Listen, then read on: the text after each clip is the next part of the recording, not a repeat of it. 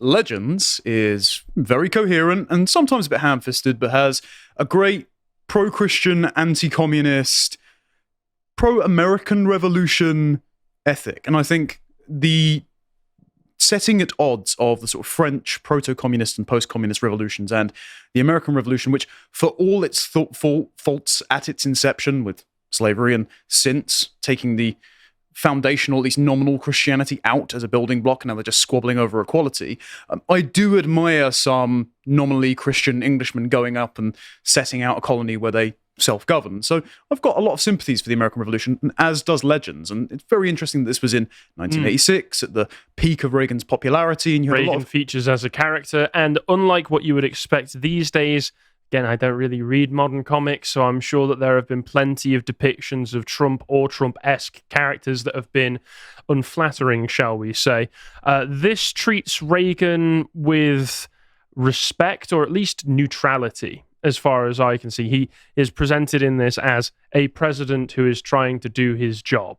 Quite, and Superman is a presidential confidant, and there's a lot of reverence paid to Superman, particularly by the artist who took up the writing and art duties, John Byrne, in the Man of Steel series and the ongoing Superman series.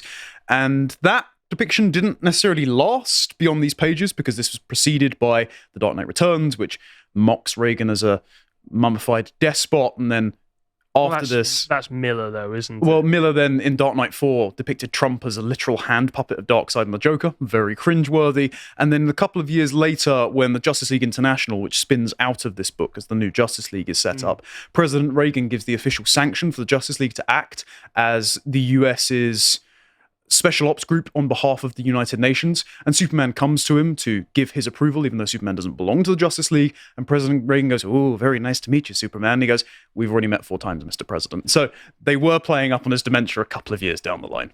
Well, I think that's a bit more fair by that point. And it's not inaccurate. Yeah, and look, I don't have unmitigated love for Reagan, given his neither do I. amnesty policies and his no-fault divorce policies. But it seems, at least at the time as an artifact, the American exceptionalism narrative that was going in the late stages of the Cold War is a wholesome thing to read, and it's certainly preferable to the gay race communism we see nowadays. Well, yeah, I mean, the overwhelming message that I got from this was, I mean, not even necessarily American Revolution or anything. It was just anti-dysgenic freaks. That's the message that I got, which is that the interesting thing about this, which I suppose you are right, it's supposed to be emphasizing the idea that the American populace has the will of the people that can be swayed from time to time, but in the end, in a Martin Luther King sense, you could say, bends towards truth and justice. The message that I got from it is that the minds of the people are completely empty and malleable, and need leading, and it's all dependent on the character of the leaders. You can either choose the dark side and the dysgenic freaks of the world, or you can choose those like Batman and Superman who are going to lead you towards virtue. And it was particularly the American context with its brand of revolutionary values, but also the strong Christian undercurrent weaved into this by writer John Ostrander, who before he became a delusional Democrat was training to be a Catholic priest. That explains his knowledge of theology. Oh, all right. Yeah, so, and there are actual Bible quotes that are embedded in here that gave rise to that exceptional class of superheroes as the elite to look up to and aspire to, rather than the kind of dysgenic, resentful elite like Glorious Godfrey and the denizens of Apokolips, who are leading the American public into a revolutionary future which will castrate them from being able to connect with those aspirational ideals. And so I think the message is pretty good here. So we may as well jump into the story. There is a slight prelude, because like any crossover post-Crisis on Infinite Earths, there are tons of tie-ins, and there's 2 worthy of noting. So there are 2 post-Crisis Batman issues. The first 2 post-Crisis Batman issues are the 2-issue prelude into this. And it's Batman 401 and Detective Comics 568. These aren't included in the Eagle Moss edition that I have given you. They are included in the Hachette edition. And those are basically the only ways you're going to reprint Legends at this point. You can find online as well. And they introduce Glorious Godfrey as a televangelist. So it's kind of mocking the Billy Graham mold, but considering the strong Christian undercurrent of the book, it isn't mocking Christianity, it's just mocking false prophets. Essentially, Glorious Godfrey is akin to the Antichrist, something we discussed last week. You could argue that the whole televangelist thing was, especially with the American super churches, as far as I'm aware, you could say it was the commodification of faith, which is certainly, I mean, Jesus went into the temple whipped all the money changers, kicked all of the merchants out. So it's definitely that whole aspect of American evangelical Christianity is heretical, you could argue. Yeah, the Protestant work ethic has allowed Christianity to fall from grace, from the ecclesiastical hierarchy towards the worship of mammon over the word of God. And that is certainly, I think, what Glorious Godfrey is parasitizing in this. And in Detective Comics 568, there's a relevant quote to how he appears in issue 1, even though they weren't sure how to depict Godfrey. So in one issue, he's blonde. In another issue by Klaus Janson, he's fat and got black hair. So Klaus Janson has a very strange art style at the best of times anyway. So yeah, this was straight off the back of Dark Knight Returns. So that makes sense. So he's going for that ultra caricature. Yeah, quite. And so he said, "You elected a president who promised to get the government off our backs. Now take the next step. How much longer will you depend on these so-called heroes to make your world a better one? How much longer can you defer your responsibility to a society, to these self-styled saviors? The superhero is an affront to the common man, an insult to the talents and capabilities of the common man to cope with the world as he finds it. Too long has the common man been held back by the presence of these supermen. Too long have their efforts been stifled by those who would better themselves at our expense. Eliminate the superhero and witness the triumph of the common man." And I think this is an accidental but very clever examination of how liberalism can mutate into the resentful, we have to level all things to the lowest common denominator communism, because he's saying, in the mold of limited government, in the mold of the American tradition, you have said we need direct accountability between ruler and the people. Well, these superheroes, even though they may be doing good, are unaccountable and they're not equal to you and I. They're not participating in the democratic process. So jettison the heroic ideal because it isn't democratic and it isn't equal. And after all, that's what we believe in as Americans. And so that's very much the wool being pulled over American eyes. Certainly it can be reflective of the ability of rhetoricians to be able to manipulate any set of ideals or any set of abstract concepts into whatever they want it to be. The same way I'm reading through Paul Gottfried's After Liberalism at the moment. The first chapter on that highlights all of the many cases where you would have 17th and 18th and 19th century people who considered themselves liberals, whose belief systems were the exact polar opposite of those who would call themselves liberals in the 20th century, and how the difficulty with the liberals of the 20th century, and this is quite a Misesian point, was being able to try to tie their own radical, in many ways socialistic beliefs into a genealogy that would grant it legitimacy in the eyes of the people. And that's all a rhetorical trick. And so they brand themselves liberals as a way to try and connect themselves to John Locke, to John Stuart Mill, although I'd say the lineage between John Stuart Mill and the early 20th century liberals is there. There's definitely much more connective tissue between John Stuart Mill and someone like John Dewey than there is between John Stuart Mill and somebody like Ludwig von Mises, for instance, even if Mises could occasionally be quite utilitarian. But I do find that interesting, like you say, that no matter the ideal, if you've got somebody who's a good enough speaker, they can manipulate that ideal into practically whatever they want. Well, the perfect example of this, I think that we'd all agree on here, is the critical race theorists and Martin Luther King trying to make themselves seem as American as apple pie. They do come from the American tradition, but they're certainly not the definition of equality that the founding fathers, presuming themselves white Christian Englishmen, would have embedded into the Constitution. But you do have Martin Luther King parasitizing the words of the Constitution in even the I Have a Dream speech, saying the Constitution was an unwritten check, and we have come to cash that check now as Black Americans. And if it stopped at enfranchisement and the recognition of equal dignity before the law, everyone would agree with that. And that's why many people now still think Martin Luther King was a conservative hero. But he went on to push for reparations and Norwegian-style state welfare redistribution. And so the critical race theorists say, well, MLK was a good start, but why don't we move full-throatedly into race communism, because the liberals haven't made good on their promise, and that's the American way. And I think that's very similar to what Glorious Godfrey is doing. Well, of course, just to complete your point that you've made there, it's now to the point where some people, even some on the centre right, use the line that MLK was some kind of late arriving founder. I've seen people like, I know he's rather contentious, some people may not say he's a conservative, but he's written for the National Review, so David French and others like him have said that he was a late arriving founder. And that just goes to show the effectiveness of propaganda, because what that essentially is, and what most of what we experience regarding MLK is sloganeering.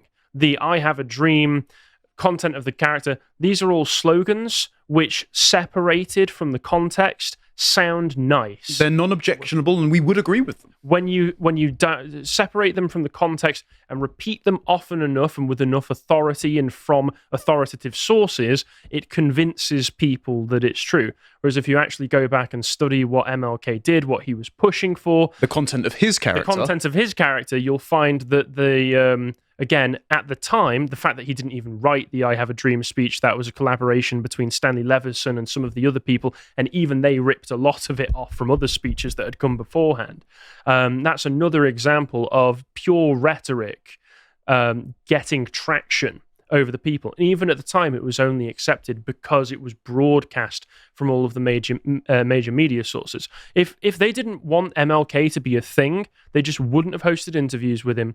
They wouldn't have let him march on Washington. They wouldn't have let him do the things that he wanted. It was all top down from the beginning. And I think whether it realizes it or not, that's what this is tapping into. Because Godfrey is somebody who's being given a public platform and is using rhetorical techniques to manipulate the people in ways that they don't realize is harmful to them, because you sell it to them as this is the cure to your poison. Yeah, quite. A really important point that connects that is that Godfrey debuted in Forever People, issue number 3, when Jack Kirby came to DC from Marvel and launched the New Gods universe.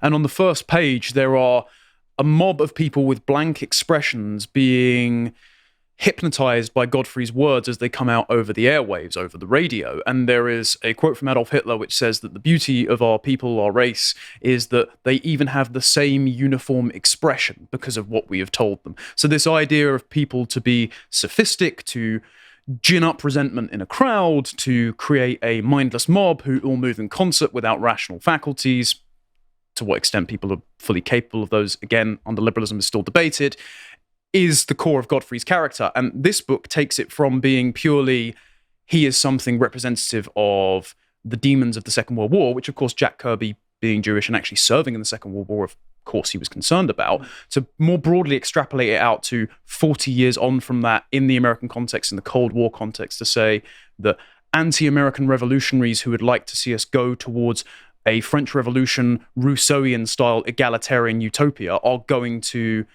wear your tradition like a skin suit and fool you into torching effigies of your heroes, I think is a clever way of evolving the characters, particularly post-crisis as well. And I really have to commend John Ostrander and John Byrne and Len Wein as well. R.I.P., fantastic editor, create Swamp Thing, for doing that. Can I say, before we go any further into the themes and the story, flipping through this again, it's very nice that, one, John Byrne's art is absolutely fantastic. You can see on the panels that will be flashing up on the screen, and also the screens behind us, his artwork is fantastic, clear, well-defined, punchy, iconic. And not over-inked as well, that's very important. The way he depicts Darkseid especially looks great. It's got a great flow from panel to panel, which was one of my problems that I had with Crisis, which was it felt as though George Pérez was cramming as much into every panel and cramming as many panels onto every page as possible, which is somewhat inevitable if you're writing a story of the scale of Crisis. But it's nice to be able to have this be a bit more well-flowing, bit more readable, and not have every single page not just be crammed with as much visual information as possible, but have a miniature essay written on every page. Now, it's still the 80s, so it's still quite wordy in places, but it doesn't feel as though, let's throw 20 characters into a single panel that's this big, and every single one of them has to blast off a catchphrase, and you've got to kind of scan through all of them, because one of them might say something that's relevant to the plot that you don't want to miss out on. So it's nice to not have to worry about that. Also, is this was this an introduction of Amanda Waller in the post-Crisis universe? First appearance of Amanda Waller, Rick Flag, and the Suicide Squad. Is this all together? Even pre-Crisis, they'd not. She did not exist before Legends issue 1.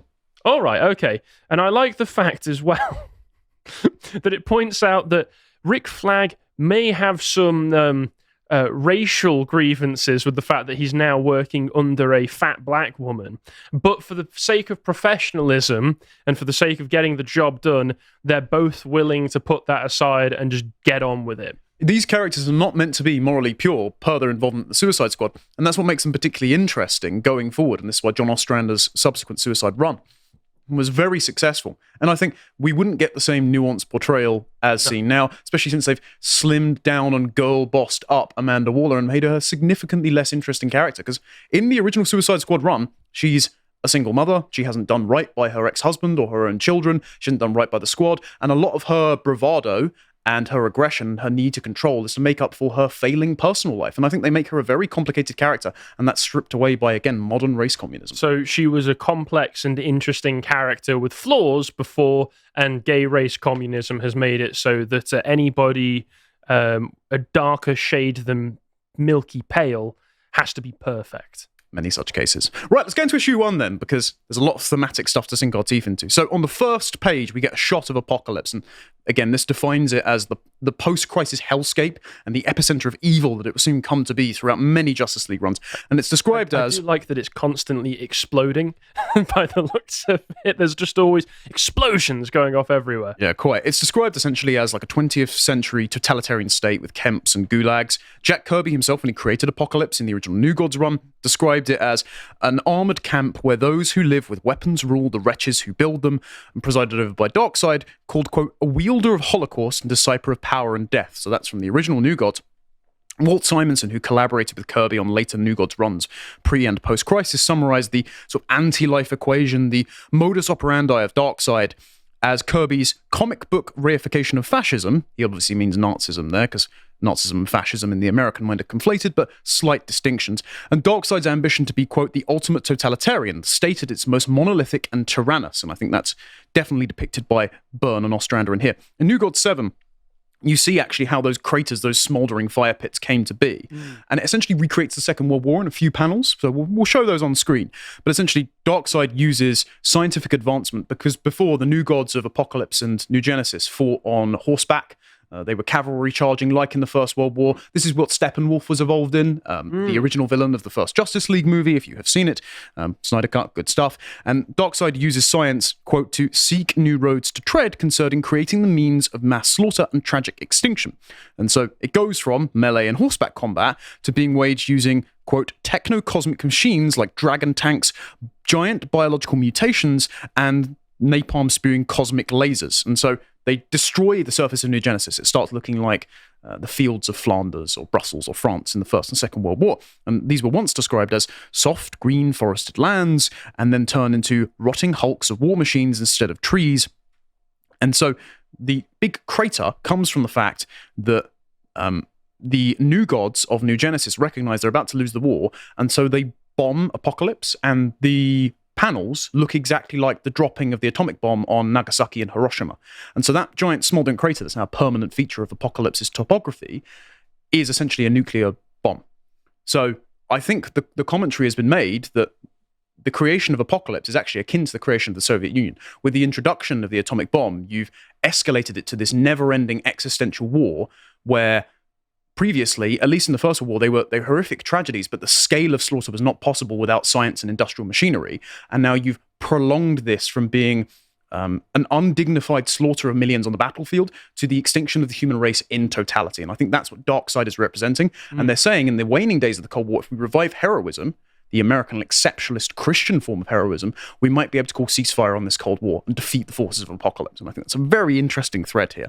So at the start, Darkseid essentially plots his takeover of Earth. He did this at the end of Crisis when he helped defeat the Anti-Monitor by blasting him with the Omega beams through Alexander Luthor's eyes, and we see the payoff here. And he explains through captions here that he forged order from chaos, and the narrator says that there is one law, one word, and one voice on Apokolips, and it's essentially akin to hell, because Darkseid contorts the transformative power of what the Americans would say in the First Amendment is free speech, the logos, the ability to persuade and do discourse and conduct politics properly in their republic, and instead uses it to beguile and hypnotize and control through anti-life. So it's a bastardization of the logos, and I use that word purposefully because, again, the Christian undercurrent, which is made very apparent in this story. And so Darkseid requires essentially the death of the hero archetype to render humanity, quote, compliant. And what he does is he sends, as is over your shoulder, Harry, an emissary of his destructive agenda, Brimstone. So he's a screaming skull, and he's born from a nuclear reactor. I mean, you couldn't get more obvious in the atomic age of where the great existential threat of humanity is going to come from. And so Firestorm is the first hero to do battle with Brimstone. And Firestorm himself is a representative of American nuclear power. He was at an anti-nuclear protest, Ronnie Raymond, and fused with Dr. Martin Stein, who was working on the nuclear program, and became a hero able to transmute matter using nuclear fusion. And we later find out in Doomsday Clock, something we'll be covering eventually after we redo Watchmen, I think, where the Americans had a Superman program, and so did the Soviets, and so they were actually engineering their own superheroes in an arms race against one another, and Firestorm was the first character to have this done to him. So actually, it wasn't just a nuclear accident, it's the US government were trying to engineer their very own Superman to become compliant. To watch the full video, please become a premium member at lotuseaters.com.